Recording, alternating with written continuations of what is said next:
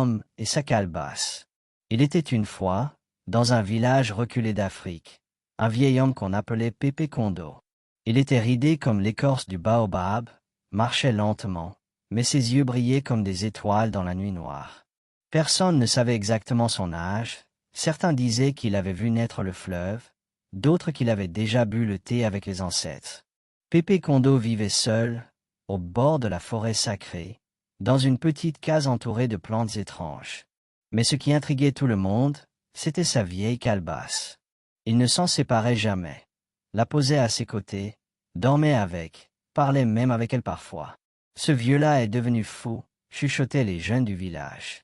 Mais personne n'osait se moquer trop fort, parce que des choses étranges arrivaient autour de lui.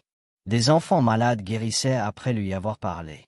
Et un jour, un voleur entra chez lui, et ressortit en courant, hurlant qu'il avait vu la mort dans la calebasse.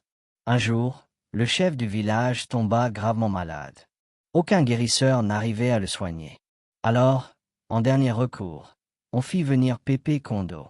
Il arriva lentement, s'assit près du chef et posa sa calebasse au sol, et murmura dans l'oreille du chef des paroles provenant d'une langue oubliée, frappa doucement la calebasse 3 fois, et soudain, un souffle chaud en sortit, comme si le feu du soleil avait été introduit à l'intérieur. Le chef ouvrit les yeux. Il était guéri. Le village entier était sous le choc. Tout le monde voulait savoir ce qu'il y avait dans cette calebasse magique. « Dis-nous, Pépé, que contient ta calebasse? De l'or? Des esprits? Une potion ?» Le vieil homme sourit. « Rien de tout ça. Cette calebasse ne contient qu'une chose, la sagesse. Et la sagesse, ça ne se boit pas, ça ne se mange pas. Ça s'apprend, doucement, avec le temps. » Un jour, un jeune garçon curieux, du nom de Nabi, osa demander à Pépé Kondo s'il pouvait regarder dans la calebasse.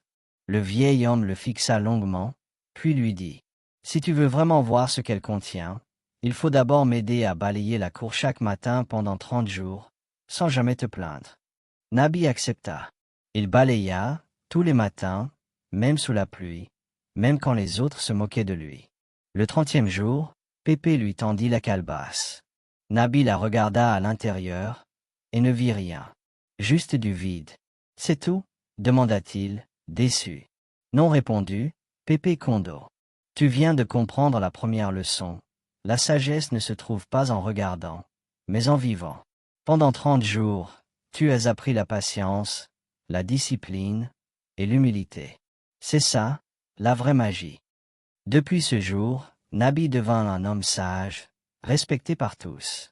Et quand Pépé Kondo disparut une nuit sans laisser de traces, la calebasse fut retrouvée posée au pied du grand baobab, vide, mais chaude au toucher comme si elle contenait encore un peu de souffle du vieux sage. Et l'on raconte encore aujourd'hui, dans ce village, que les calebasses ne sont pas que des récipients à eau, mais parfois, des récipients à vérité.